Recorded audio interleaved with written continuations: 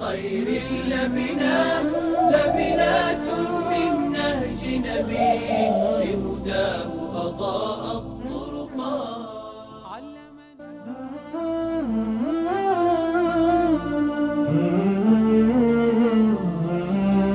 بسم الله الرحمن الرحيم، والحمد لله رب العالمين، وصلى الله وسلم وبارك على نبينا محمد وعلى آله وأصحابه أجمعين.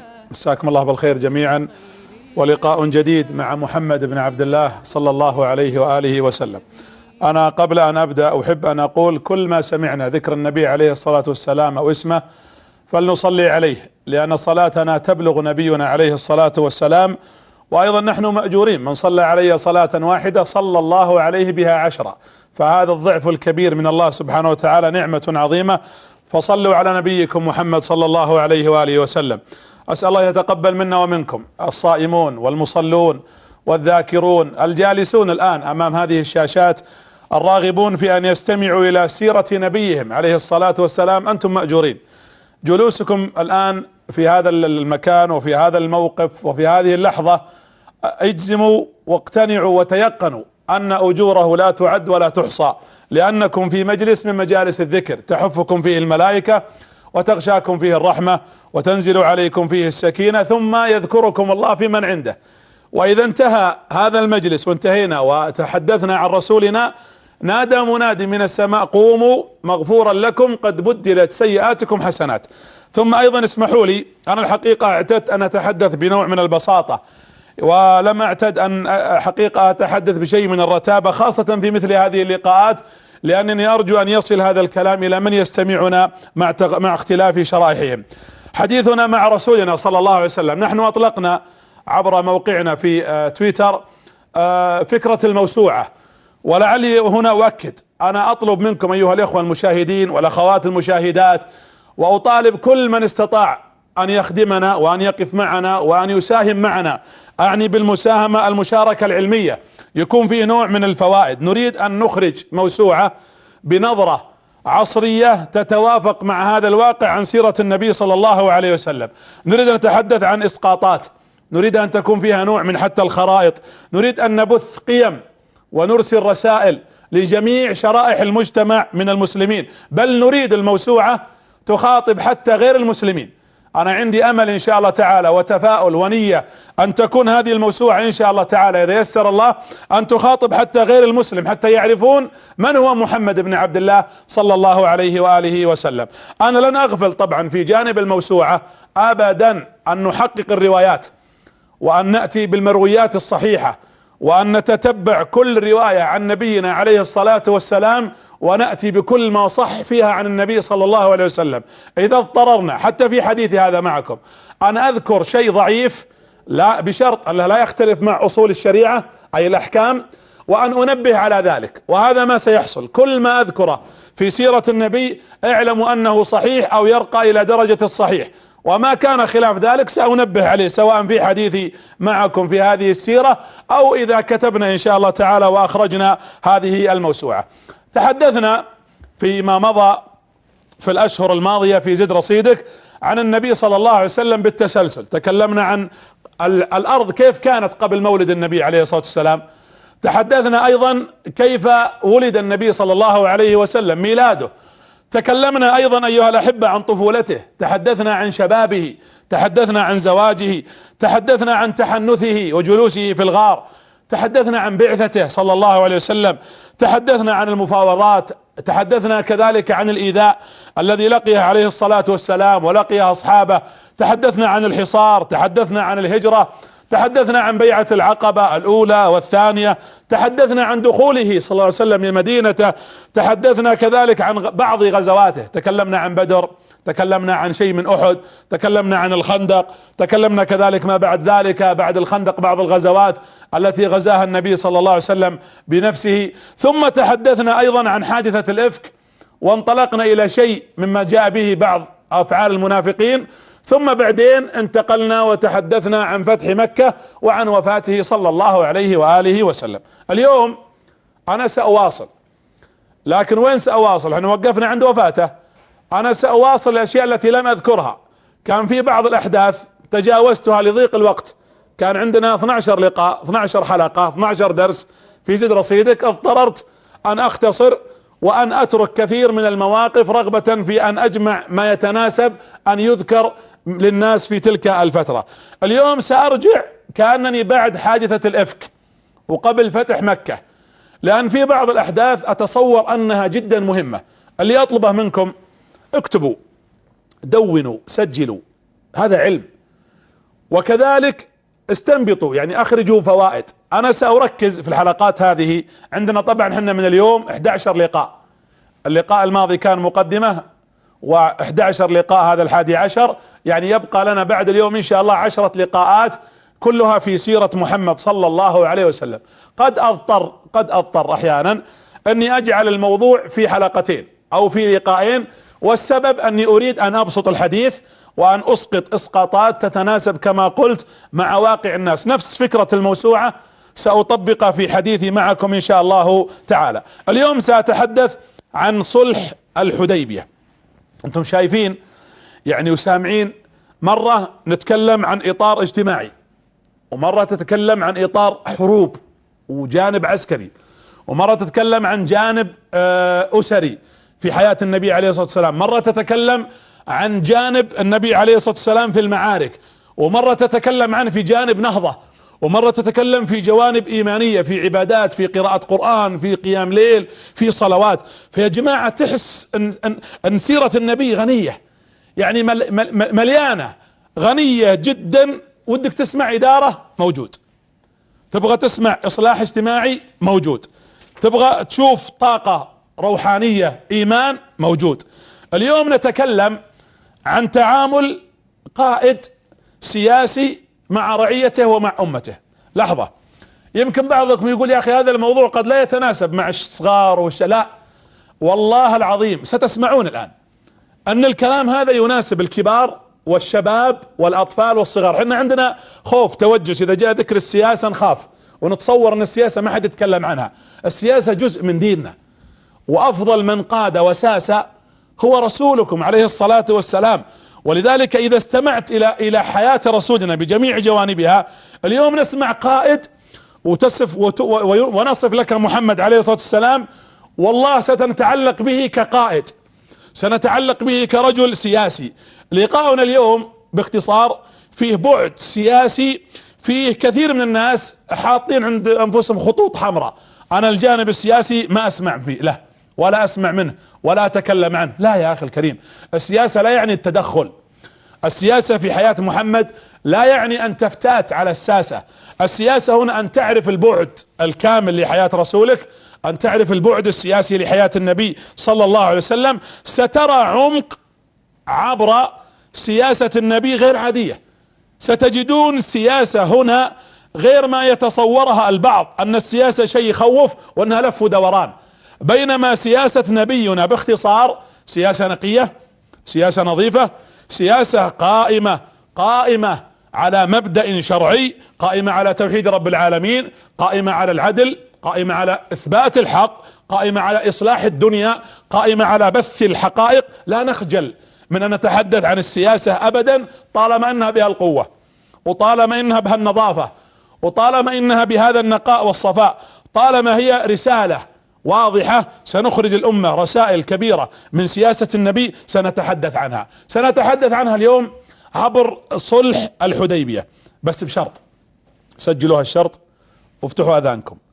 انا ما ابغى نتكلم ونتحدث عن السيرة وننسى الموضوع الاصلي.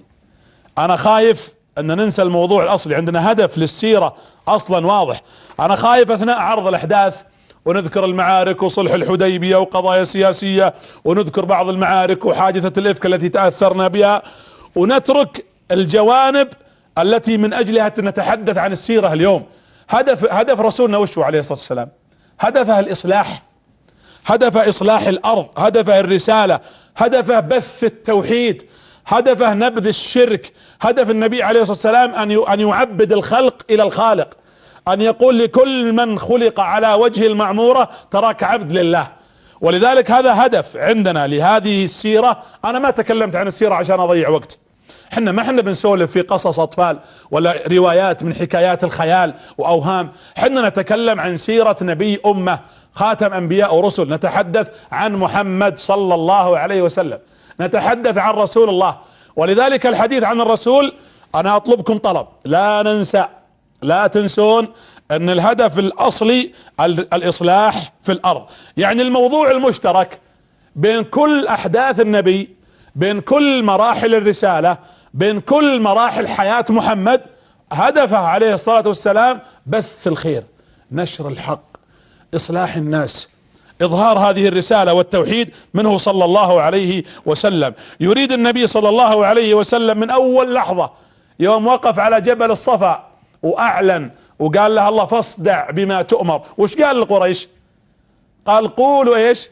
لا اله الا الله تفلحوا. هذا هدفي انا ما ابغى منكم مال. ما سمعنا انهم عرضوا عليه قالوا تعال تبغى فلوس خذ، تبغى زواج زوجناك، تبغى مال اعطيناك، تبغى ملك ملكناك، انت مريض مجنون فيك بلاء عالجناك. هذا قالوه. وقالوا لعمه ابو طالب كلم ابن اخيك، ما الذي يريد؟ قال لا. وقلنا المقولة المشهورة لو وضعوا الشمس في يمين، وإن كان الرواية فيها ما فيها، أن وضعوا الشمس في يمين والقمر في يساري والله ما تركت هذا الأمر. وصدق القائل الشمس والبدر في كفيك لو نزلت ما أطفأت فيك ضوء النور والنار. أنت اليتيم ولكن فيك ملحمة يذوب في ساحاتها مليون جبار. فإذا هذا هدف النبي صلى الله عليه وسلم منذ أن وقف مبعوثا من ربه وعلى الصفا ينادي الناس والى ان توفي صلى الله عليه وسلم. وهدفه الاساسي هو ان يصلح الارض، ان يخرج الناس من عبادة العباد الى عبادة رب العباد. انا اقول لبعض الناس، انا اعرف شخصيا مؤسسات طلعت تراخيص من وزارة الشؤون الاجتماعية، مؤسسات خيرية واجتماعية وانسانية، واختفت، ما عاد شفنا لها اثر. اعرف كثير من الاشخاص اطباء ودكاترة واكاديميين عندهم مشاريع كانت موجودة حتى على مستوى يمكن بعض المصلحين، ثم شوي نسى الهدف الرئيسي، ركز على جانب، انقلبت القضية الى مثلا جانب دنيوي او جانب شهرة او جانب بزنس او غير ذلك، ثم نسي المشروع، الهدف الرئيسي اللي هو اصلاح الناس، هدف الرسالة التي جاء بها محمد صلى الله عليه وعلى آله واصحابه وسلم. نبغى اعمار الارض، نبغى تنمية الارض، نبغى نهضة يا جماعة. احنا نقدر، الرسول عليه الصلاة والسلام جعل لنا سياسة من سيرته، نقدر نخرج نهضة لأمتنا، نهضة بزت العالم، النهضة التي تعيش وأمة الإسلام نهضة خلت العالم ينبهر. كيف استطاع هذا النبي عليه الصلاة والسلام الذي خرج من تلك الصحراء لا يقرأ ولا يكتب، استطاع أن يجعل الأمة بهذه المنظومة، أمة الإسلام بمنظومة انتظام، منظومة أخلاق، منظومة قيم، منظومة سلوك مقبول، منظومة أمة واحدة متكاتفة. تنوع الأحداث، ومهما كانت الأحداث والأفكار أنا أقول لا ينسى أهل المشاريع الرسالة العظيمة. أنا حتى أقولها اليوم لكل قناة محافظة، قناة بداية ومن يعمل فيها وغيرهم، أقول عندنا هدف واحد، أن نصلح الناس، أن نصلح الأرض، أن نقول للأمة عندنا هدف نريد أن نرسله لكل أحد. لابد أن تكون هذه الفكرة حاضرة. خذوها قاعدة يا ناس، يا جماعة، يا شباب، يا أصحاب الأهداف، يا أصحاب النظرة التي تريدون إصلاح المشاريع في الأرض، أقولها لكم بالعامية. الهدف الأساسي إذا غاب عنك والله تتلخبط، والله العظيم إذا أنت تمشي من غير هدف واضح أنت راح تتلخبط. وإن لم يكن هدفي هدف الطبيب وهدف المهندس وهدف المعلم وهدف الإعلامي والمفكر والسياسي والأمير والوزير وهدف الداعية والمصلح والعالم وكل أحد، أن يكون هدفه الرئيسي أن يصلح ذاته وأن يصلح الخلق من حوله. وأنا أقولها بالحرف الواحد، سيرة نبينا هو هذا هدفنا. طهرت الأرض، نقل الناس النبي عليه الصلاة والسلام إلى طهارة، إلى أنس، وطبعا كل هذا سيكون بمراد الله. يعني أنا حينما أجتهد وأتكلم عن سيرة النبي لن أخرج بإذن الله عن إطار الكتاب والسنة ولا على منهج سلف هذه الأمة الصالحين أبدا، ولن نحيد قيد أنملة. الهدف إصلاح الناس، وأن نخاطب الناس بما يتناسب مع الشاب، مع الصغير، مع الكبير، مع البنات، مع الرجال، حتى مع غير المسلمين. والله أتمنى، وأنا أطلبكم بالمناسبة، أتمنى هذا الكلام يترجم باللغات العدة. نبغى نتكلم. كلمتني امرأة تقول عندنا خادمات في البيت يشوفون احيانا نشاهد هذا البرنامج ويتاثرون بتاثرنا، وهن بعضهم يمكن لغة اردية او غير ذلك. نقول هذا دورنا ان نبث للامة حياة محمد صلى الله عليه وعلى اله واصحابه وسلم. غالية هذه الرسالة، على رسولنا تعب. انتم شفتوا في بداية رسالته كيف اوذي وكيف ضرب وكيف طرد من بلده وكيف هجروه من بلاده وكيف عودي اصحابه وكيف قتل اصحابه وفقد النبي، ومع ذلك صابر عليه الصلاة والسلام. كل هدفه ان يصلح الارض. فاعلم انه لا اله الا الله واستغفر لذنبك. ثم بعد ذلك طبعا احنا ما نبغى نسمع دون تطبيق. انا اتمنى منكم تسمعون الكلام ونطبق.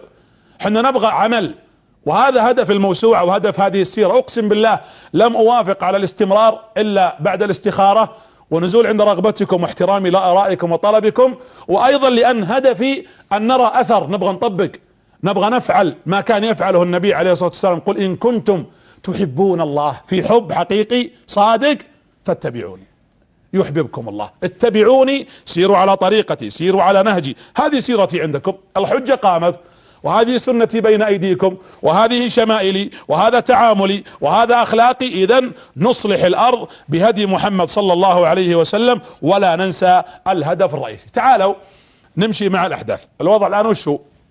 الوضع الان احنا الان في سنة 6 بعد هجرة النبي صلى الله عليه وسلم. احنا في شهر ذي القعدة من هجرة النبي عليه الصلاة والسلام، السنة السادسة. الوضع قريش الان خلاص انتهت. قريش انتهت وانهكت من الحرب، تعبت، ما عاد تقدر تواجه النبي صلى الله عليه وسلم. حاولت في بدر وخسرت، حاولت في احد، صحيح انهم قلبوا المعركة في اخرها لكنهم انهزموا. حاولوا في الخندق وتفاجئوا تحتهم خندق محفور. كيف وصل المسلمون الى التخطيط هذا؟ في ذلك الوقت حفر الخندق يعتبر شيء غريب على العرب عموما، وحفر الخندق ولا نفع. وصلت انهم حاولوا يحاربون، جمعوا العرب في الخندق، حزبوا الاحزاب، جمعوا العرب وجمعوا يهود بني النضير وحاصروا المدينة ايام، وحاولوا وفشلوا، ومات منهم 70، يعني هم متضررين. وعندهم كذلك ايضا قياداتهم الكبيرة ماتت، وتضررت التجارة ايضا لقريش. وبالتالي اصبح الوضع في قريش، انا ما اقدر. وش ما تقدرين يا قريش؟ انا ما اقدر احارب، ثاني مرة ما اقدر احارب محمد، انا انهكت، انا تعبانة يا قريش، انا ما اقدر اواجه المدينة. الرسول عبر طبعا بهذا التعبير. ايش قال عليه الصلاة والسلام؟ اليوم نغزوهم ولا يغزوننا. يعني خلاص مسألة انكم تهاجمون هذا كول، حنا منول في موطن الدفاع. الحين انقلبت الآية، انتم الان في موطن الدفاع وحنا في موطن الهجوم. الان حنا اللي القوة معنا، نغزوهم ولا يغزوننا. هذا موقف النبي صلى الله عليه وسلم. الرسول عليه الصلاة والسلام شايف رؤية، عنده رؤية واضحة، وينظر للرسالة برؤية واضحة. طيب هذه قريش تقول ما اقدر. طيب عندنا المنافقين زي قريش مثلها، المنافقين ما يقدرون، فشلوا فشل ذريع، حاولوا عسكريا وفشلوا. اتفقت مع قريش، المنافقين فشلوا. حاولوا من ناحية اعلامية، حاربوا الاخلاق، يبون يفتتون المجتمع من خلال بث الشائعات، وحادثة الافك نموذج. حاولوا انهم يبثون الفواحش، حاولوا كذلك انهم يتواصلون مع غير العرب من اليهود، ومع ذلك فشل المنافقون في مواجهة محمد صلى الله عليه وسلم. طيب يعني نبغى توصل لايش؟ ابغى اوصل ان المدينة الان مستقرة. هذا كول يا قريش. المدينة الان امنة في امان، وعليها حصن من العدوان الخارجي وكذلك من العدو الداخلي. يعني المدينة اصبحت مستقرة ولا يستطيع احد، في قوة. طيب نعمل ماذا؟ خلاص نعيش. ايش رايكم؟ خلونا لو الرسول صلى الله عليه وسلم جالس الان في المدينة اصبحت قوية وفي امان، لا من اليهود ولا من المنافقين ولا من قريش داخل المدينة. انا اتكلم. فاذا الان الوضع ما دامت المدينة هانئة ومستقرة، خلونا نسعد في المدينة ونتعبد الله، والمسجد مبني عندنا، مسجد النبوي وجوار النبي صلى الله عليه وسلم ومعه، ومبسوطين. ايش رايكم؟ نوافق؟ انا عندي هنا طبعا اثنين ما تشوفونهم خلف الشاشات، وانا اسالكم انتم ايش رايكم؟ صح كذا؟ لا، توني اقول لكم لا، ما نبغى ننسى الهدف الرئيسي. الهدف الرئيسي الاصلاح، الهدف الرئيسي نشر التوحيد، الهدف الرئيسي بث هذه الرسالة في كل مكان، لا ننسى حمل الرسالة في الارض. نعم بعضنا الحين يقول انا جاءتني اتصالات، يقول احنا نتأثر لما نصلي في الحرم، ولما نشوف بعض البرامج، ولما نتابع سيرة النبي عليه الصلاة والسلام اللي قالت انا الحمد لله تحجبت حجاب شرعي صحيح، واللي يقول ابشرك بديت اصلي واروح المسجد، واللي يقول بديت احب يد امي واقبل يد ابوي واروح كذلك برهما واقوم نقول لك كثر الله خيرك ودم على ذلك، وعسى الله يثبتك على ما انت عليه. لكن مو بهذا اللي نبغى منك بس. احنا نقول احنا نفرح اذا شفنا حد يصلي، ونفرح اذا شفنا ناس متحجبة، ونفرح اذا شفنا في اقبال على الطاعة، وندعو الله لنا ولكم بالثبات. لكن هذا ما يكفي. احنا نبغى اصلاحك، نبغاك تؤثر في غيرك، ما نبغاك منزوع الدسم، ما نبغى شخص اصلاحه او صلاحه على نفسه. واهلها الله قال صالحين ولا مصلحون؟ مصلحون.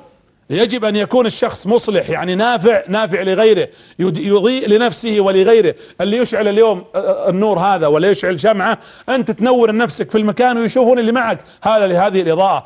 نريد ان تبذل سببا، ما يكفي فقط انك تلتزم في ذاتك، ولا يكفي فقط انك تصلي، ولا يكفي فقط انك تتحجبين، ولا يكفي فقط انك تبتعد عن الحرام، هذا خير وتشكر عليه ولك الدعوات من اخوانك بالثبات. لكن نبغى دعوة، نبي نعيش على سنته، على هديه، نحبه ونتأثر به ونعمل من اجل رسالته، نبكي من اجلها، نقدم للامة نماذج، نقول تعالوا حنا ندعوك من الخير، قل هذه سبيلي ادعو الى الله على بصيرة انا ومن اتبعني. نوصل الرسالة الارض. طيب كيف؟ وش نسوي؟ يلا يا محمد وش رايكم يا الصحابة ابو بكر وعمر نهاجم قريش؟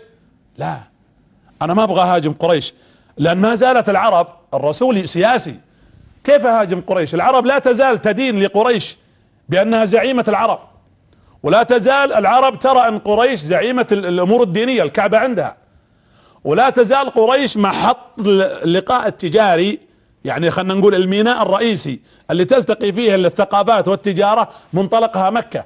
فبالتالي قريش رغم انها لا تستطيع تواجه النبي صلى الله عليه وسلم، لكن العرب لن تدين لها، ولا تزال العرب، يعني العرب لن تخرج عن طور عن اذنها وستدين لها. ولذلك النبي صلى الله عليه وسلم يعرف هذا الموضوع، زعامات العرب يعرفون ان قريش لا تزال لها قوة. نعم ما نقدر قريش انها تهاجم النبي عليه الصلاة والسلام، هي عرفت الحين صار في قوتين، من اول ما في الا قريش مسيطرة على كل شيء، الحين جاءت قوة محمد صلى الله عليه وسلم، في قوة المسلمين اليوم، صارت الجزيرة موجود فيها قوة ثانية غير قريش، صار الرسول ومن معه يحسب للمدينة 1000 حساب في ذلك الوقت. والعرب لن تتدخل مع قريش لأنها تعرف أن الموضوع فيه نوع من الخطورة أيضا، هي لن تتدخل ضدها ولن تتدخل معها ضد محمد عليه الصلاة والسلام من باب الموازنة، لكن أيضا هي جالسة تلعب على الحبلين كما يقال، تأخذ مصالحها منا وجالسة تتفرج على مشهد محمد صلى الله عليه وعلى آله وأصحابه وسلم. طيب الرسول ايش يبي؟ يقول خلوا بيني وبين من؟ بين الناس. يا أخي يا جماعة يا قريش يا مجانين، أنا ما أبغى منكم شيء، مالكم عندكم وأراضيكم لكم ومواقعكم بين أيديكم، أنا خلوا بيني وبين الناس، أنا رسول رب العالمين وعندي رسالة، لو اضطريتموني على القتال بقاتل، ولو راحت رقبتي ما عندي مشكلة، المهم يصل الخير للناس. الحين احنا في سنة 6 وهم يمانعون ويعرقلون، انا ابغى اجلس يا محمد مع الناس، الرسول يقول لهم ابغى اتوسع في دعوتي، يقولون لا. طيب يبقى الحل، لازم في خطوة ثانية. طيب ما دام الرسول ما يبغى يقاتلهم وفي نفس الوقت النبي عليه الصلاة والسلام يبغى يبلغ رسالته، طيب وش اسوي؟ الرسول يقول في خطوة ثانية مع قريش، وش هي؟ حنا في وضع قوة، اما اني اقدر احاربكم يا قريش، ولو حاربتكم من جديد قريش تعرف اني راح انتصر، وهذا شيء اكيد، انا منتصر. طيب خلاص وش تدور يا رسول؟ لا انا ادور على شيء ثاني. صحيح ان قريش انهكت تعبت ونحن قوة صامدة وصاعدة، جربونا في بدر، جربونا في احد، انهبلوا في الخندق سلمان الفارسي رضي الله عنه هو اللي اشار على النبي بحفر الخندق، هذه ما كانت موجودة عند العرب. يوم جو خالد بن الوليد يقول انا يوم شفت الخندق محفور قلت العرب كيف تعلمت على هالحفر هذا؟ منين جابوه؟ العرب لا يعرفون، فهم جربوا ان المسلمين عندهم قوة وعندهم استطاعة انهم يفعلون اشياء كثيرة. اذا انا بقتلكم وادمركم، لا لا لا لا انا ما ابغى لكم قتال. مع العلم ان الرسول بعد صلح الحديبية ب2 دخل مكة فاتح. اذا الحل الثاني وشو؟ الرسول كان يفكر انا اريد، حطوها بين قوسين، انا اريد ان احيد قريش، اخليها محايدة، ما لا تصير معي ولا تصير ضدي، لكنها ما تتدخل، تقعد تناظر وانا ادعو الناس وهي ما تتدخل في شيء. انا اريد تحييد قريش، ابغى اوصل رسالتي بطريقة سلمية، ابغى اعمل اتفاق وتتركوني اكلم الناس. ايش رايكم؟ لو الخيار لك وش تختار؟ انت عندك حرب، انا اسال اللي عندي واسالكم انتم المشاهدين، انت عندك حرب تقدر تحاربهم وانت منتصر واثق انك راح تنتصر، ولا تختار الخيار الثاني انك تحيدهم؟ طبعا اكيد بتقولون الصلح، انكم عارفين انها صلح حديبيه، انا فيها صلح، يعني لا تضحكون علي. لكن لا، الرسول هنا يا جماعه لا تنسون نقطه، الرسول اوذي، النبي صلى الله عليه وسلم طرد من بيته، انت تقدر على انك تغلب نفسك على هذا؟ الرسول طرد من بلده، الرسول قتل اصحابه امامه، الرسول اوذي، تحدوه تحدي صارخ، خرج متخفي في هجرته كما تذكرون، وهو الرسول يقدر الان يدخل بقوة يدمر ويقاتلهم وينتصر عليهم، لكن مع ذلك الرسول هنا جالس يبحث عن الطريق الاسلم لنشر السلام. اول مرة في تاريخ المسلمين في هذا الموطن يكون للمسلمين اختيار بين مفرق طرق، من اول ما في. طبعا في بدر حدتهم قريش على القتال، وفي احد نفس الشيء، وفي الخندق نفس الشيء. الرسول هنا عليه الصلاة والسلام الان يختار، ومع ذلك الرسول يختار ماذا؟ رسولنا اول شيء نبي حرب ولا نبي سلام؟ نبي سلام، وهذا رد واضح وصريح على بعض المستشرقين. رسولنا رسول سلام، يقدر يحارب ويقدر يقتل ويقدر ينتقم وياخذ حقه، ومع ذلك صلى الله عليه وسلم هو يريد السلام. لان قريش ايضا تدرك، اكثر من مرة ادركت قريش ان الرسول عنده قوة، وهي تعرف هذا الشيء ومستيقنة هذا الشيء. احنا في سنة 6 الان، احنا نقدر نقاتلكم ونقدر نخليه حمام دم ونقلب عليها على ما يقولوا واطيها، ونحط اللي ما يسوى يسوى، ونقلب الدنيا فوق وتحت. لكن النبي صلى الله عليه وسلم يضع اختيار ثاني، انا اريد السلم، ساختار السلام. هذا ليس فقط اختيار رسولكم، بل والله انه اختيار رب العالمين، منهج رباني يا جماعة. اقرأوا القرآن، منهج قرآني. حنا الان عندنا خيارين، ومع ذلك انت تستطيع يا رسول الله ان تقاتل وتنتقم. لا، ما دام عندي خيارين انا ساختار السلام. نحيد قريش، انا ابغى اوصل رسالة. شايفين كيف وضوح الهدف الاصلاح يا جماعة. هذا هدف كبير، هدف يريده الله سبحانه وتعالى، يريده النبي صلى الله عليه وآله وسلم.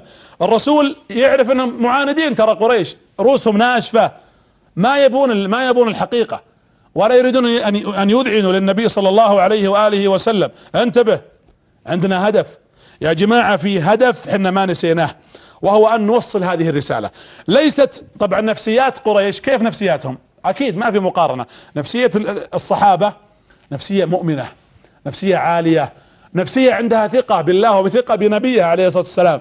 اما نفسيات قريش لا، ما عندهم استعداد، لا يسامحون ولا ينسون ولا يعفون، وعندهم المصالح الصغيرة والشخصيات. تذكرون احنا ذكرنا الوليد بن المغيرة وابو لهب وابو جهل، كيف قدموا مصالحهم الشخصية على المصلحة العامة. قيادات قريش الحين مين في مكة؟ منهم قيادات قريش الحين الثلاثة المتزعمين، لأن ماتوا الكبار، عكرمة ابن ابي جهل، وهذا حاط عناد في راسه يبغى ينتقم. ليش؟ لأن ابوه ميت، ابو جهل مقتول، بنتقم، انا ما عندي استعداد اوافق لمحمد يسوي اي صلح معنا. 2 من قيادات قريش من؟ صفوان بن امية، وصفوان كذلك ابوه ميت، من هو؟ امية بن خلف اللي عذب بلال وقتله بلال رضي الله عنه وارضاه. طيب ليش؟ انا ما ابغى، انا ساعاند وسانتقم، باخذ حقي من محمد ومن اصحابه. وعندنا الشخصية الثالثة سهيل بن عمرو من سادات قريش، واسروه المسلمين في بدر، كان اسير وجلس يناظر نفسه، انا يعني الرجل ذو الهامة وذو المكانة الكبيرة مأسور، أبرد الصاع صاعين على قريش وعلى محمد، سأرد على محمد وعلى أصحابه. ولن يتنازل، كانوا شباب وكانوا أعمارهم بالنسبة للكبار في قريش يعني طايشين. الرسول الآن يقول لا. طيب ما دامك يا رسول الله تعرف أنه عليه الصلاة والسلام أن هؤلاء معاندون أو معاندين، وأن هؤلاء الفئة أيضا أنهم يريدون الانتقام، قاتلهم واقتلهم وانتقم وارتحنا. لا، انا ابحث عن خطة نجبر قريش على ان تكون محايدة، نبغى نصلح بيننا وبينهم. شفتوا يا جماعة؟ اللهم صل على محمد يا حبيبي يا رسول الله، والله انه عظيم في كل شيء. عرفوه المسلمون فاسلموا وامنوا، عرفوه المستشرقون اصحاب العقول العادلة فاسلم بعضهم، عرفه المثقفون فامنوا به، عرفه كل احد من سمع به. هرقل عظيم الروم يشهد لمحمد، والنجاشي قبل اسلامه يشهد لمحمد، فشهد لرسولكم، واحمد الله ان الله اختصنا ان نكون من امة محمد صلى الله عليه واله واصحابه وسلم. الرسول صلى الله عليه وسلم يقدر يدخل بقوة، دليل انه فتح مكة بعد سنتين، والنبي عليه الصلاة والسلام حتى فتحها من غير قتال. الرسول عليه الصلاة والسلام يريد ان يصبر، لا نصبر ونجبرهم على السلام. طيب كيف تجبرهم يا رسول الله؟ وش الخطة؟ كيف تجبرهم على السلام؟ كيف يعني؟ حدث شيء عجيب، الله ألهم النبي إلى شيء غريب وجديد. ألهم الله النبي عليه الصلاة والسلام بإشارة، هذا ليس بجديد معنى أنه أول مرة يحدث، لكن في تلك المرحلة الجديد هنا أو العجيب أن النبي رأى رؤيا في المنام، شاف رؤيا في المنام، عشان يقول لنا أيضا ترى بحط لكم حتى أنتم إشارات، انتبهوا، الحياة الدنيا ذي أبنبهك مرة برؤيا، أبنبهك مرة تشوف موقف من جيرانك، يموت والدك، تسمع موعظة في مسجد، تقعد عند الشاشة وترى شيء يذكرك بالله. أبعطيكم إشارات تنتبهون حتى لا تزيغون عن الحق. طيب ليش ما هو بوحي؟ ليش ما نزل جبريل؟ لأنه لو وحي كان بيجينا بعض الناس بيقول كل حياة محمد ما فيها شيء طبيعي، كلها أشياء وحي ينزل من السماء، ومع ذلك الوحي يقدر يغير الأحداث الكبرى. الله يقول لا، نترك محمد يتعامل مع الناس بإنسانيته بطبيعته، يواجه الناس، وربما يتعب وربما يتضرر وربما يدمى وربما وقتل أصحابه، ويأتيه أيضا مع ذلك الوحي وينزل عليه. هذه الإشارات، إشارة رؤيا في المنام. طبعا انتبهوا، مو واحد ينام الحين يقول شفت رؤيا وبروح أطبق، الرؤيا تختلف، رؤيا الأنبياء إيش؟ حق. النبي إذا رأى رؤيا فهي بالنسبة له وحي وحق، اما الناس الرؤيا لها حديث اخر، قد تصدق وقد تكون من الشيطان وقد تكون من بواعث ايضا النفس. شوفوا النبي عليه الصلاة والسلام شاف رؤيا. وش شاف الرسول في المنام؟ والله لو بنسولف الان عن الرؤى وعن خربطتنا، حتى وش نشوف، حتى خرابيطنا واهتماماتنا انتقلت معنا في نومنا. انا مرة كنت في مجلس يسألني احد كنت عند شخص رجل كبير في السن ولده موجود، قال يا شيخ عندي رؤيا ابغاك تتعبرها، عندي حلم يقولها باللفظ هذا. قال ابوه ما صدقت علومك تصدق حلومك، بمعنى اننا من كثرة ما نفكر في اشغالنا التافهة احيانا صرنا نشوفها في المنام، واحيانا نشوف فيلم سيناريو، وهي الرؤيا ما تحتاج الى هذا. الرؤيا الحق لا تأتي متكاملة واضحة. النبي رأى رؤيا في المنام، رأى انه يدخل المسجد الحرام معتمر والصحابة معه آمنين يحلقون رؤوسهم، وهذه جاءت كما قال لقد صدق الله ورسوله الرؤيا بالحق لتدخلن المسجد الحرام إن شاء الله آمنين محلقين رؤوسكم ومقصرين لا تخافون فعلم ما لم تعلموا. طبعا تعبيرها واضح أنك يا محمد ستذهب للعمرة. فقام النبي صلى الله عليه وسلم وقال للصحابة تعالوا الآن الرسول بيتحرك عن طريق العمرة للسلام. شفتوا مبادرة النبي صلى الله عليه وسلم؟ عمرة يا رسول الله، معقولة؟ تعالوا أيها الناس سنعتمر. يعقل عمرة؟ كيف يا رسول نعتمر؟ احنا لنا 6 سنوات نحاربهم، ولنا 6 سنوات مطرودين من ديارنا، وهم اللي منعونا ندخلها. معقولة نروح الحين؟ لا، وندخلها معتمرين؟ يعني معقولة بتتفرج علينا قريش وحنا داخلين لابسين الإحرام وحنا بيننا وبينهم قتال ومعارك وطارديننا من أرضنا؟ هل هذا يعقل؟ هم طردونا ومنعونا، والنبي صلى الله عليه وسلم دائم، قد قلت لكم هالكلام في بداية السيرة قبل في زد رصيدك، أن الرسول مبادر، ردة الفعل تجي من قريش. الرسول يبادر وردة الفعل تجي منهم، ولذلك النبي صلى الله عليه وسلم شوفوا المبادرة، شوفوا الحلاوة. انتم طبعا متخيلين، يمكن احيانا يقول وش الحلاوة، وين تتكلم عن الصلح ومع السلامة؟ لا، انا بجيبها لكم من زاوية ثانية، مثل هالكاميرات بجيب لكم الموضوع من زاوية ثالثة. الرسول بيحرك السلام عن طريق العمرة. طبعا الصحابة وقتها ما شافوا اللي احنا اللي جالسين نتكلم عنه الان، اللي شافها الرسول ما شافها الا هو، بمعنى انهم ما تستشعروا ايش راح الرسول. الصحابة يبون يلبسون الاحرام ويدخلون مكة مشتاقين بيوتهم واهلهم ومواطنهم التي ولدوا فيها وتربوا فيها يعني انتم نفسيات الصحابة شيء كبير لما سمعوا هذا الكلام. لكن النبي يرى الموضوع بجانب اخر. النبي عليه الصلاة والسلام الان بيطلع العمرة. طيب وش بتسوي يا رسول الله؟ لازم يحرج قريش، يحرجها احراجا سياسيا. والنبي لما يطلع العمرة معناته انا بحرج قريش، لان قريش عندها حل من ثلاثة. اولا ان قريش لو منعتني، لو فرض انها منعتني ما تقدر تمنعني. ليش؟ لانها لو منعتني فبتقول العرب ان قريش منعت محمد يدخل مكة، وقريش ما تقدر تمنع احد للحج ولا للعمرة. فلو منعت محمد قامت على العرب وتعاطفت مع الرسول، وبدأ العرب يستمعون للنبي، معناته الرسول كسبان كسبان. هذا في حالة انها منعته.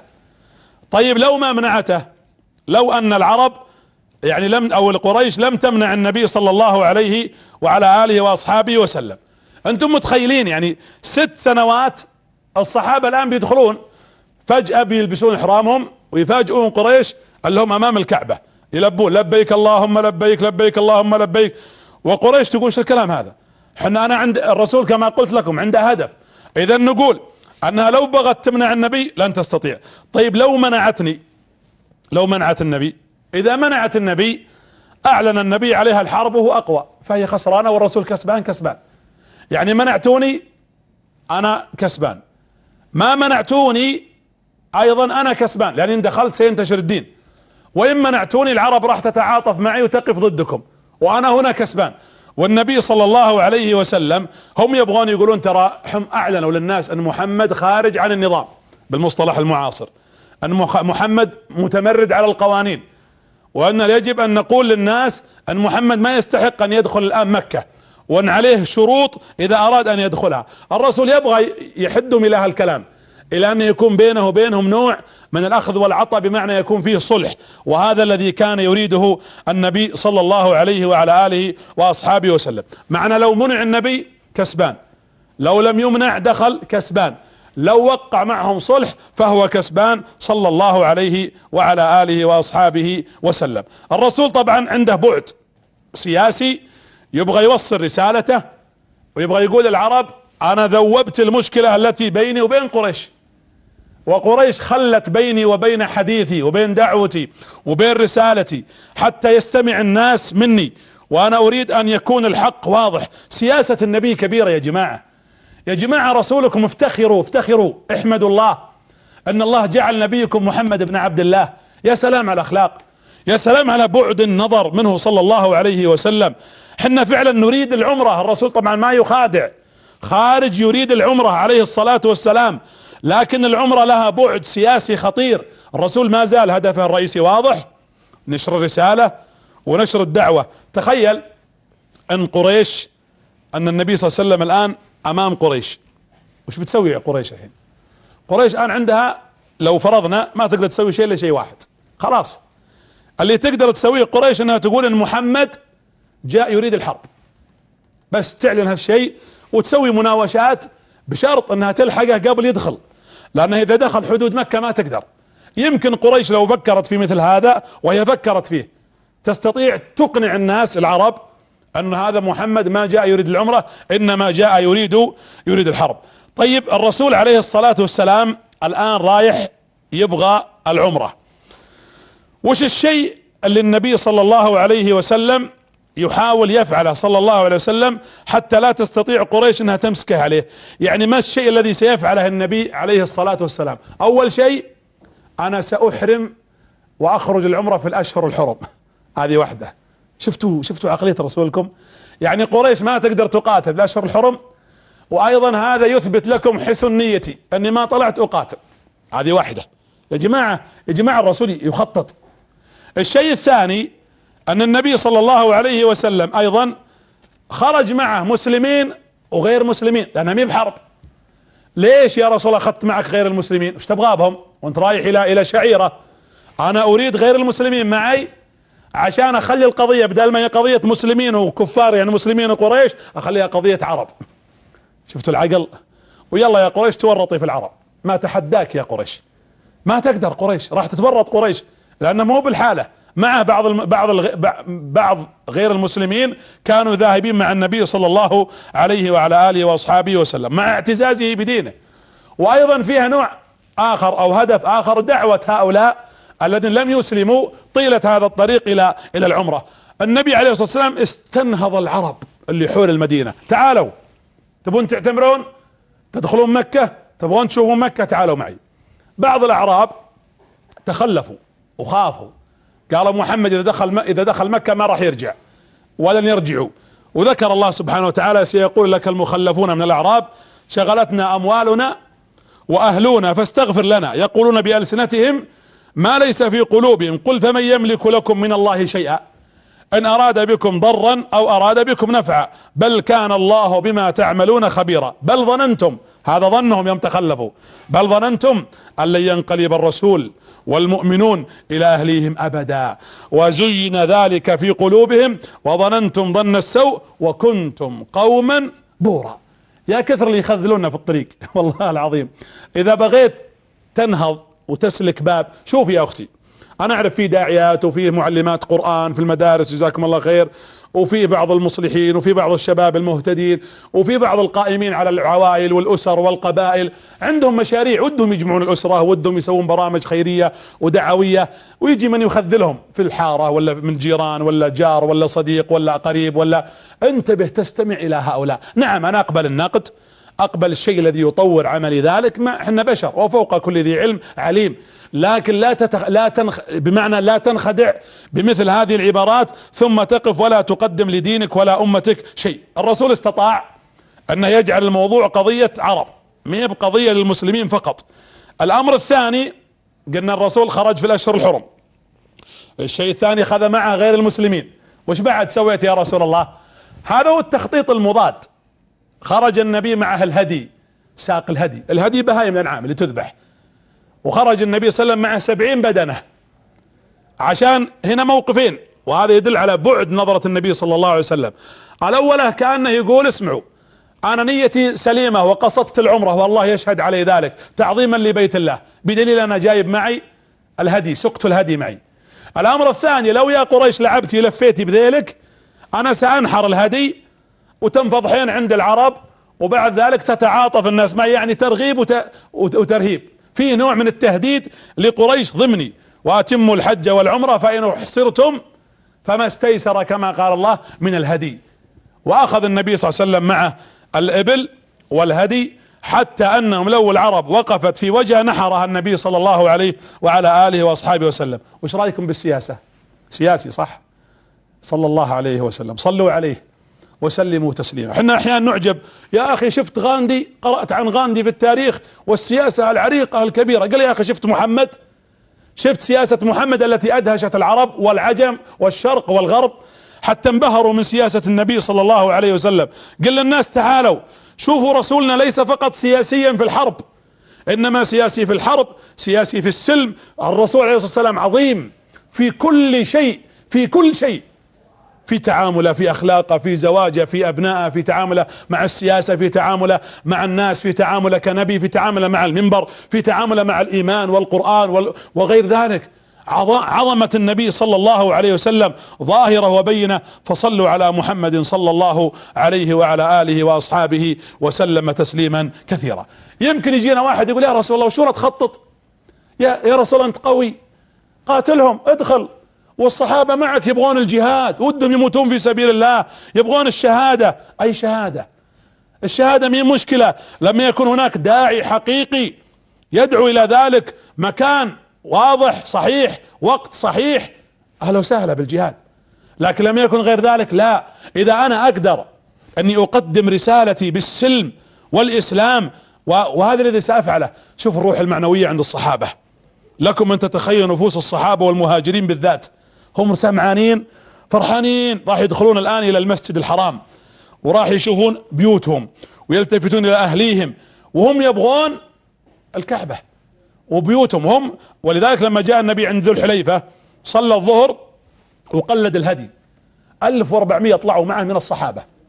كان من جملة من خرج معه زوجته رضي الله عنها أم سلمة التي أشارت عليه في آخر القصة.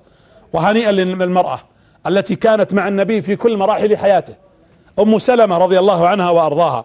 المهاجرين والانصار نفسيات وشوق وحنين، ترى ما يشعر بحنين البلد ولا البعد عن الولد والاهل الا من افتقد اهله وابتعد عن دياره.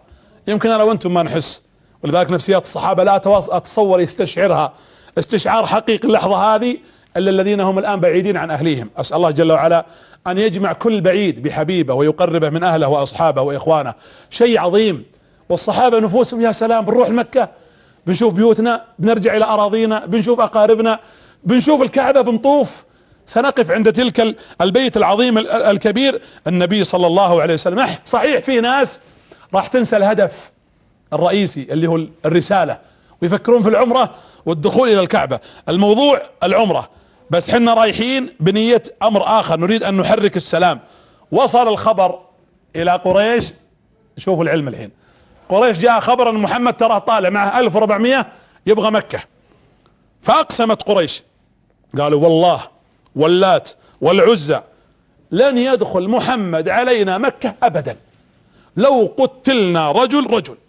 موضوع خطير ان ترفض قريش. طيب شو نسوي؟ قريش الان قالت احنا ما نقدر نترك لين يجي، لان اذا قرب ودخل حدود مكة احرجنا مع العرب، ولو دخلوا حاربناه وحاربنا سينتصر علينا. طيب وش نسوي؟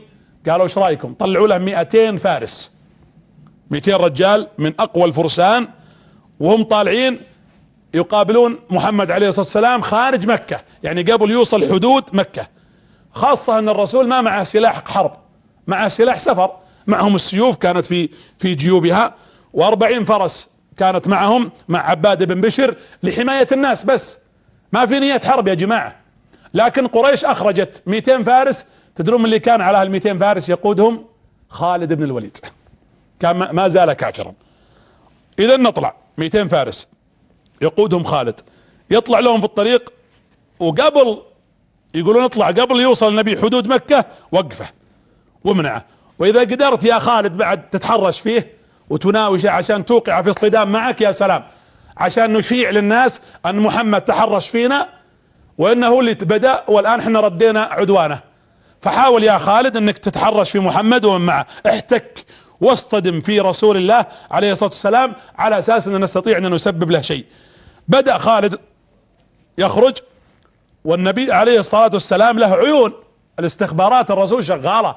شفتوا الجانب السياسي في حياة النبي صلى الله عليه وسلم، الرسول له عيون، وهذا يدلك على ان عيون النبي وسياسة النبي اقوى حتى من سياسة قريش في ذلك الوقت. كان النبي له بسر ابن سفيان الخزاعي الكعبي عين في مكة، وكان في طلحة وسعيد طبعا، وجالسين ما تركوا مكان حول المدينة ومكة الا طلعوها وتقصوها ومسحوها مسح امني، وعارفين وش اللي راح يصير. يا رسول الله ان قريش جو يعلمونه، يقول لبسر يا رسول الله قريش لبست لبس النمور، كناية عنهم يبون يحاربون. وافقت ولا ما وافقت؟ ان قريش لبست لبس النمور وجلود النمور، وانهم عاهدوا بعضهم وحلفوا بآلهتهم ألا تدخلنها عليهم أبدا حتى يموت آخر رجل فيهم. تحدي، وهذا الكلام أيضا خطير. النبي صلى الله عليه وسلم التفت، طبعا قالوا يقول عيون النبي عليه الصلاة والسلام، يقول بسر يقول سيرسلون لك الأحابيش، جمعوهم لك يقاتلونك ويصدونك عن البيت، ما تدخل البيت. الرسول وقف، قال أبو بكر عمر عثمان علي اجتمعوا تعالوا، فإذا بالصحابة يجتمعون 1400. قال لهم أشيروا علي. يا سلام، أنت تشاور مع عيالك في البيت، أغلب طقاق حريمنا وأزواج في البيوت إنه يشتري زولية ما أخذ رأي حرمته ويبني لها بيت ما أحيانا لم يستشيرها، والعكس صحيح، تطلع للمشغل ما استأذنته، ولا يستشار بعضهم إلى بعض. العيال أحيانا يكون ما عنده شخصية ولا قوة في البيت، ما في يا جماعة، فضلا على المسؤول والوزير والأمير والحاكم، الرأي والمشورة، يقول عقلين أحسن من عقل وثلاثة أحسن من اثنين. كل ما كثرت عقول الناس العقلاء طبعا وأخذت آراء ثم حللت وفحصت وفلترت وطلعت الزبدة، هذا هو الصح.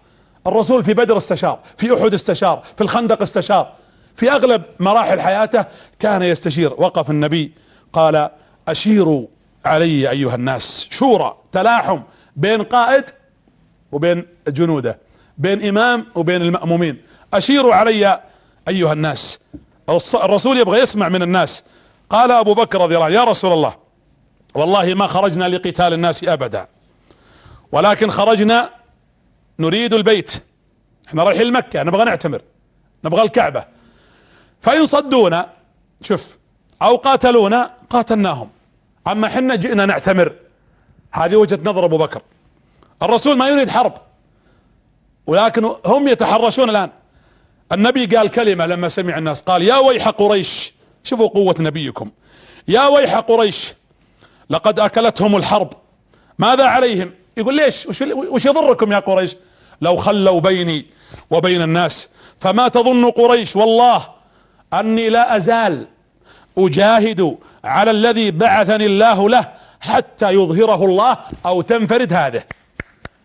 وأخرج النبي رقبته وضرب عليه، يعني تنقطع رقبتي، هذا حديث صحيح، أو تنفرد هذه يعني العنق أو الرقبة، يعني تقتل وتقطع، لكن ما يردوني على مبدئي وعلى رسالتي. عندك كم لرسالتك يا جماعة؟ بعض عيالنا ما بيصلي، يطلع الأب يصلي وعياله جالسين يلعبون بلاي ستيشن وغيره، ما يقول لهم قوموا صلوا. بعض بناتك تخرج أمام عينك بحجاب يستحي المجنون يراها وتتركها. وين همك إذن؟ فضلا على دعوة المسلمين والناس. عندنا خدم وخادمات في بيوتنا بعضهم ما أسلموا، قدمت لهم كتب دعوتهم للإسلام. اجعل همك دينك ودعوتك حتى يكون لك توفيق في دينك وفي دنياك أيضا. النبي عليه الصلاة والسلام لما سمع كلام الصحابة قال: امضوا بسم الله، قوموا يلا. فقال: من يدلني؟ الحين طبعا ما يقدر خالد، الرسول ما يبغى حرب، لو يبغى حرب قابل خالد وقاتل وسينتصر، لكنها ما يبغى حرب. قال الرسول: من يدلني منكم على طريق لا أقابل فيه خالد يوصلنا إلى مكة؟ أعطوني طريق ثاني أطلع معه ولا أقاتل خالد وأصل إلى مكة. فالرسول يريد، خلنا نقولها بالعامية، يبغى يزنق قريش. شفتوا كيف الرسول حريص على السلم يا جماعة؟ يعني أنا أزعل حقيقة والله، يتضايق إذا شفت بعض الفضلاء أو بعض الناس يحشر الدين في جزئيات. ديننا دين سلام، دين سلم. أنا ما أبغى قاتل. من يدلني على طريق لا أقابل فيه خالد وأصل إلى مكة؟ قابله يا رسول الله، وأنت قادر كما تعرف عن نفسك، وسينصرك ربك وستقتلهم. لا، أنا ما أريد حرب، أنا أريد سلما. فقام رجل من أسلم قال: أنا أعرف يا رسول، صحين الصحابة صاحين يعرفون وش اللي لهم وش اللي عليهم. أنا أعرف طريقا لكنه قد يكون شاق، الطريق شاق شوي، وعر، جبال وديان. قال الرسول: لا حرج، دلنا عليه. ودلهم على طريق كله وديان وجبال. ولما دخلوا شق على الصحابة، قالوا: تعبنا يا رسول الله. قال لهم النبي صلى الله عليه وسلم: قولوا نستغفر الله ونتوب إليه. يا سلام يا زين الاستغفار. انت مهمومة الحين، دموعك تنزل، قال لك زوجك كلام ما عجبك قبل شوي، انت منزعج من ابنائك، مريض، تشوفني وانت جالس على عربة على سرير، مهموم، لك سجين، عندكم مشاكل في بيوتكم، في مشكلة معك مع مديرك او صديق لك. يا جماعة عليك ديون، في هموم كثيرة، صح؟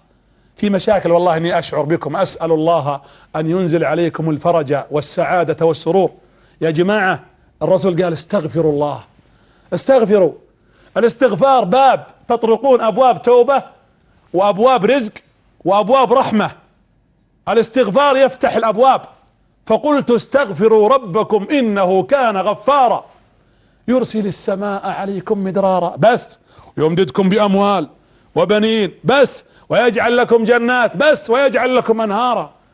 الاستغفار، ما استغفر عبد استغفار صحيح الا جعل الله له من كل هم فرجا ومن كل ضيق مخرجا. فقولوا: استغفر الله، استغفر الله، استغفر الله. يقول لهم الرسول: استغفروا ربكم وتوبوا اليه. فقالوا ذلك، يعني استغفروا. فقال النبي: والله انها للحطة.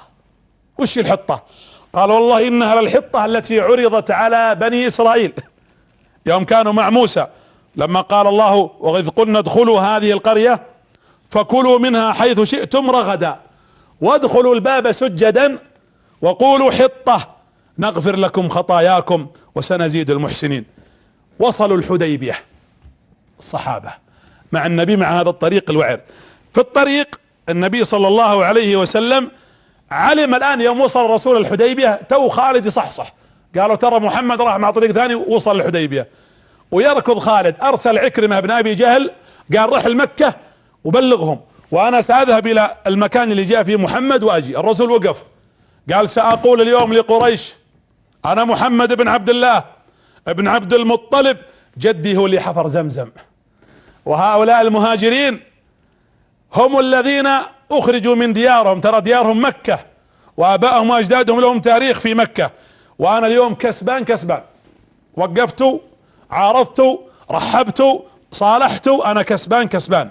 والنبي عليه الصلاة والسلام جالس الان يكلمهم، وهم راحوا يجمعون الان قريش قادة العرب، تعالوا جمعوا عدة قادة، جمعوا قائد خزاعة بذيل بن ورقاء تعال، وجابوا قائد الاحابيش حليس العلقمي ابن علقمة، وجابوا قائد ثقيف في الطائف اللي رد على النبي لما عرض النبي على 3 من قيادة الطائف عرض عليهم الاسلام وان يحموه، جابوا عروة بن مسعود كان ثالثهم، قالوا تعالوا واجتمعوا في دار الندوة.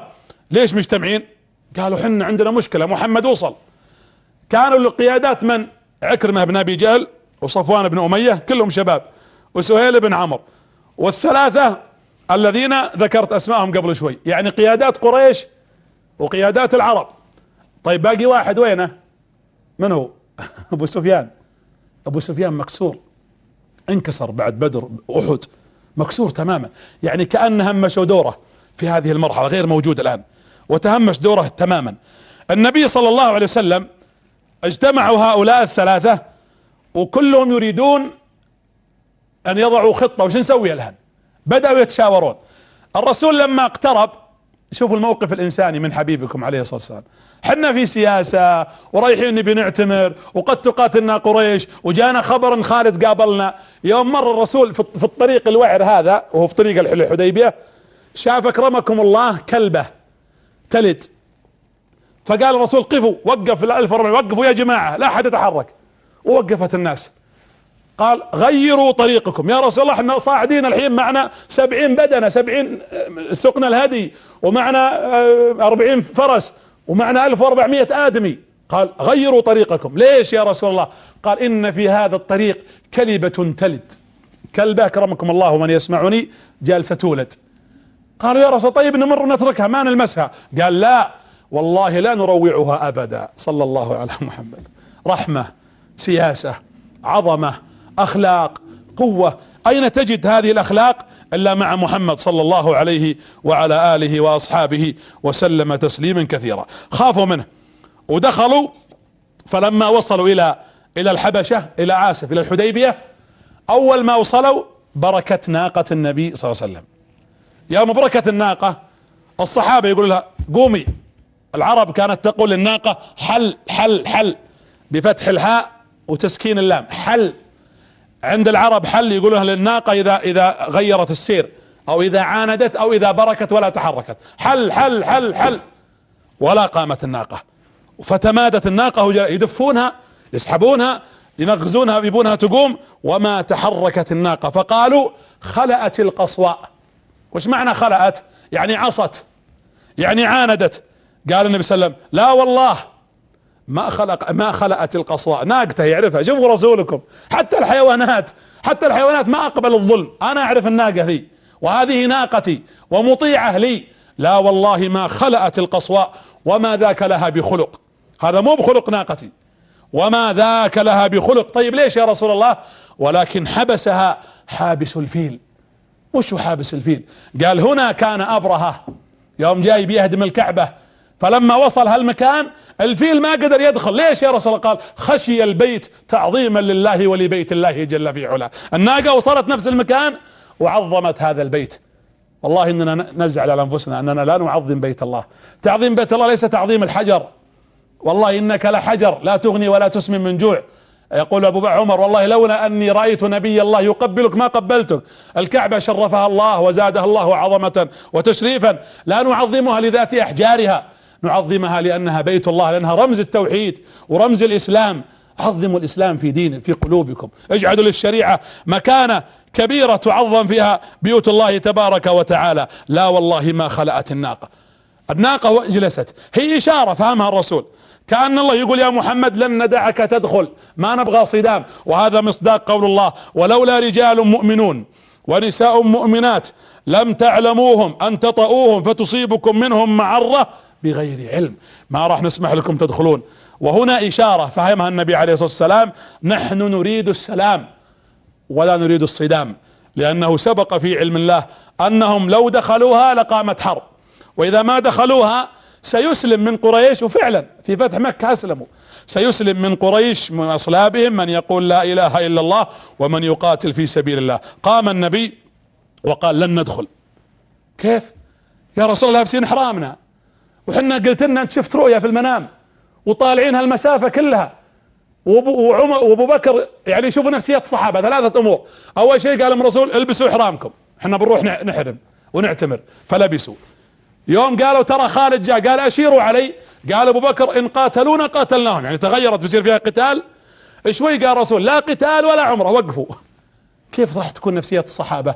نفسيات ستتغير كثيرا، ولكنهم مطيعون ملتزمون بأمر الله وبأمر نبيه صلى الله عليه وعلى آله وأصحابه وسلم. روح قائد مع جنوده، روح إمام مع المأمومين، تلاحم كبير وقوة كانت من النبي صلى الله عليه وعلى آله وأصحابه وسلم تسليما كثيرا. هنا النبي عليه الصلاة والسلام قال والله لو عرضت قريش، كأنه يقول افهموا ترى يمكن ما تدخلون، والله لو عرضت علي قريش صلحا، يعني عرضت امرا فيه صلح لنشر التوحيد، وقال في رواية اخرى لو عرضوا علي ما عرضه عبد الله بن جدعان في ذلك الحلف الذي كان في الجاهلية لقبلته. الصحابة ينظرون طبعا، وقلت لكم بعضهم نسى الهدف الرئيسي، انا جاي بعتمر ابغى اشوف اهلي، ابغى اشوف ارضي، لا انا هدفي اكبر ورسالتي اعظم. عطشانين الصحابة، تعب المسافة الطويلة ذي ما فيه موية.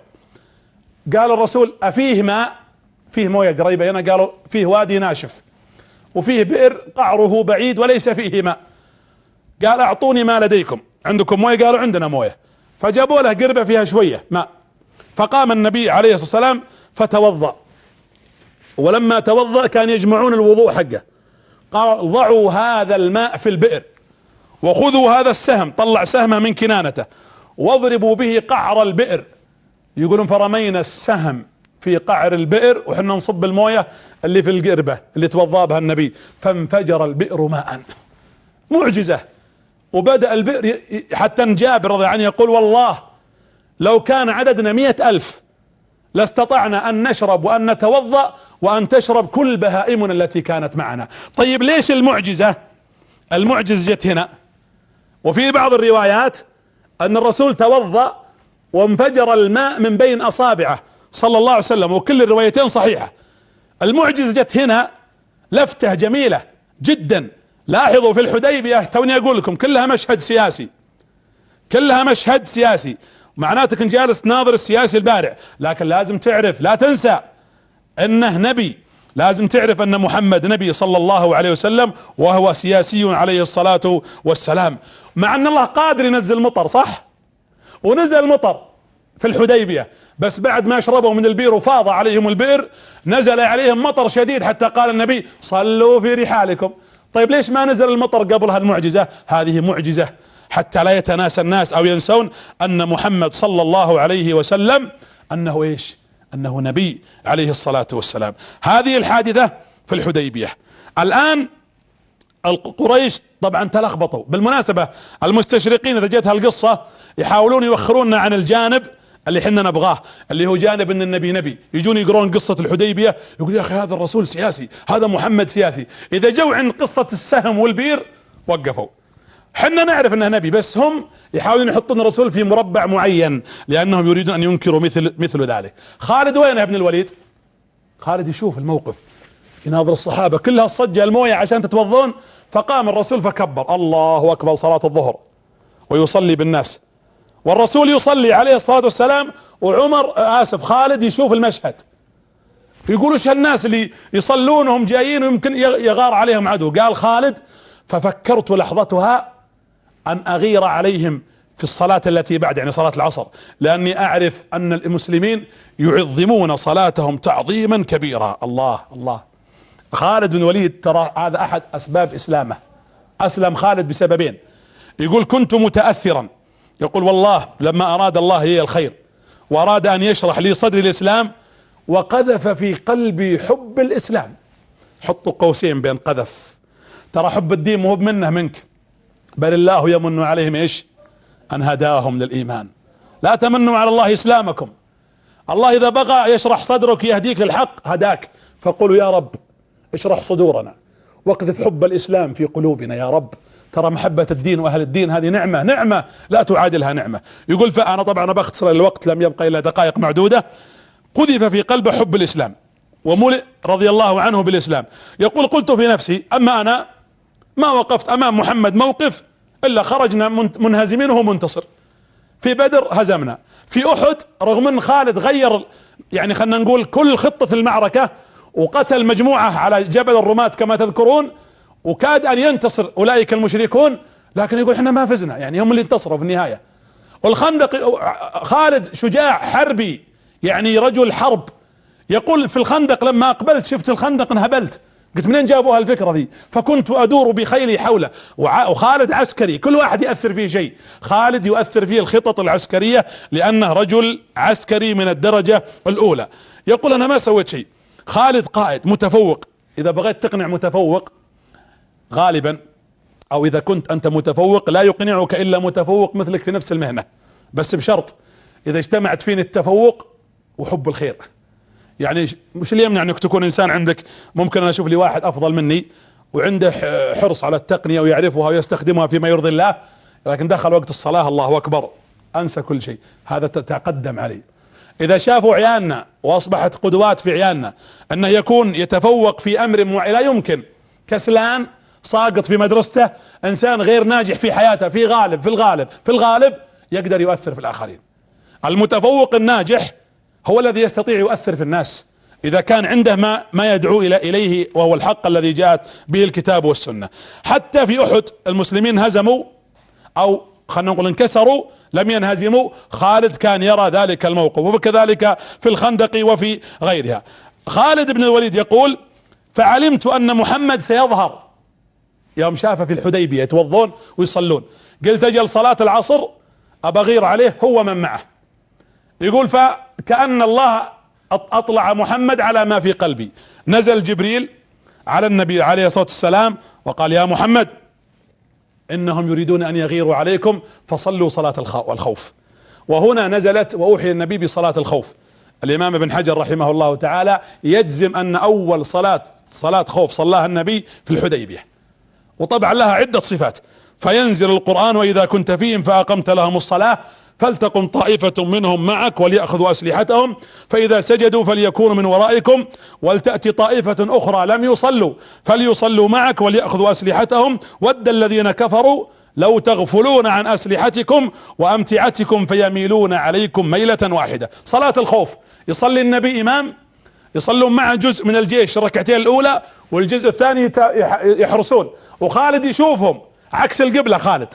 ثم اذا صلى النبي الركعتين الاولى وجلس التشهد الاول يسلمون المأمومين والامام ما يسلم، ثم يأتون اللي ما صلوا ويصلون معه ويكملون ثم يسلمون مع النبي عليه الصلاة والسلام. خالد يشوف الصلاة قال وش حبهم لها الصلاة يا جماعة، الصلاة الصلاة الصلاة الصلاة الصلاة نعيدها 100 مرة في اشد الظروف، الرسول حرب مواجهة، ومع ذلك يقف يصلي حتى في اللحظة ما قال لا تصلي ولا قال الله أجل صلاتك، صل لكن صلي صلاة الخوف بهذه الطريقة يا محمد. يقول خالد رضي الله عنه فدخل ذلك في قلبي وعلمت أن محمدا على حق. يقول دريت الآن أن النبي عليه الصلاة والسلام أنه على حق، وأيقنت أنه محفوظ أنه ممنوع.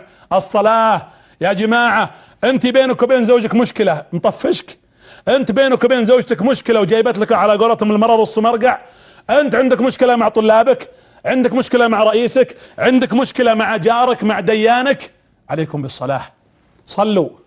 صلوا يا ايها الذين امنوا. الله يقول سبحانه وتعالى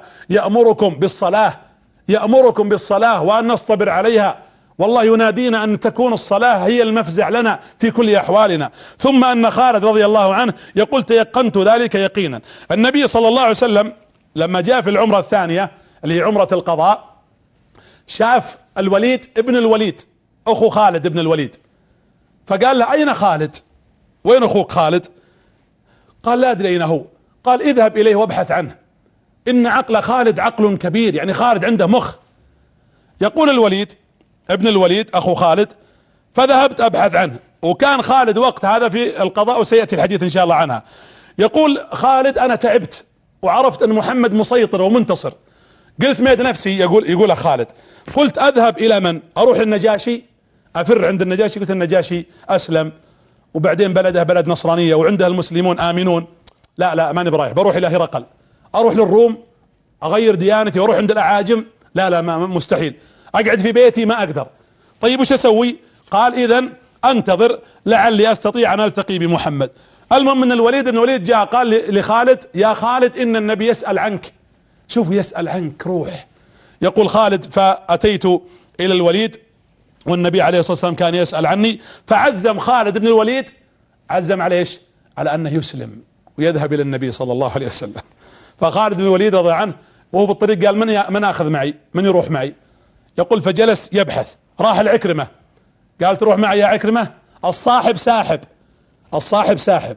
قال عكرمة والله لا أسلم أبدا، مع أنه أسلم. يقول خالد فقلت قتل أباه وقتل أخوه في معركة واحدة في بدر، ما يلام.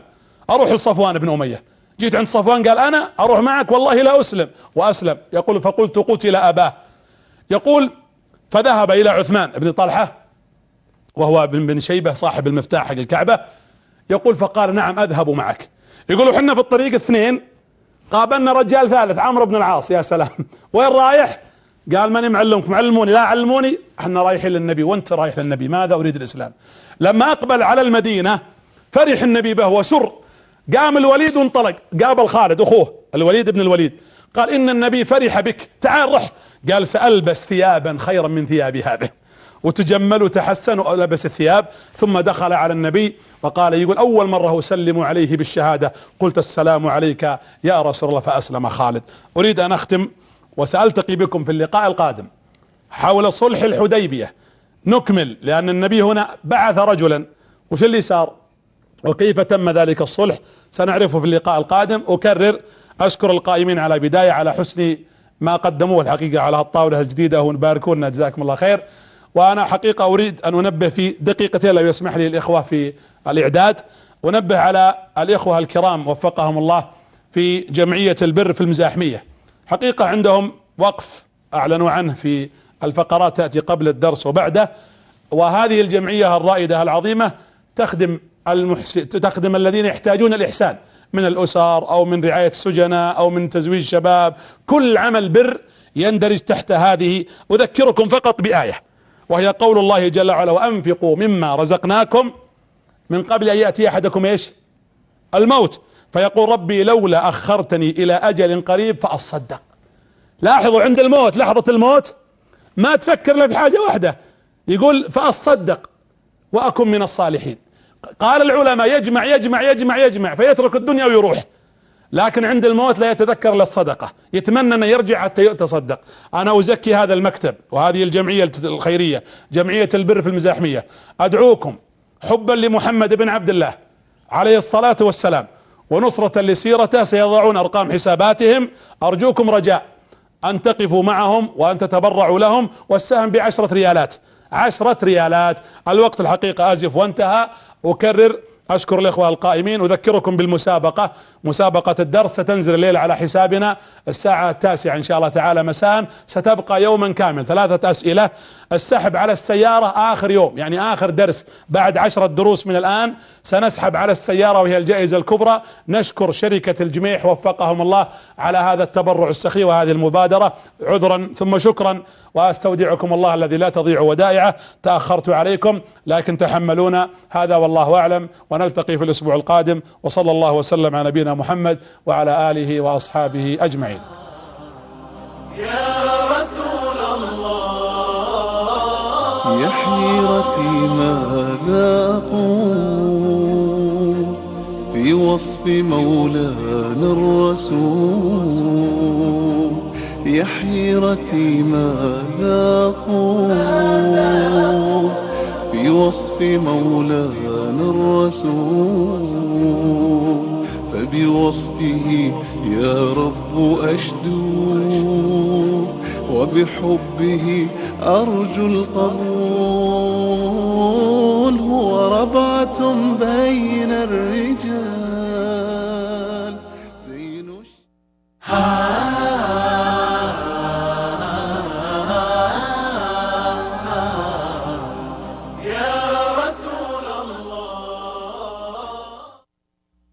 الجمعية الخيرية بالمزاح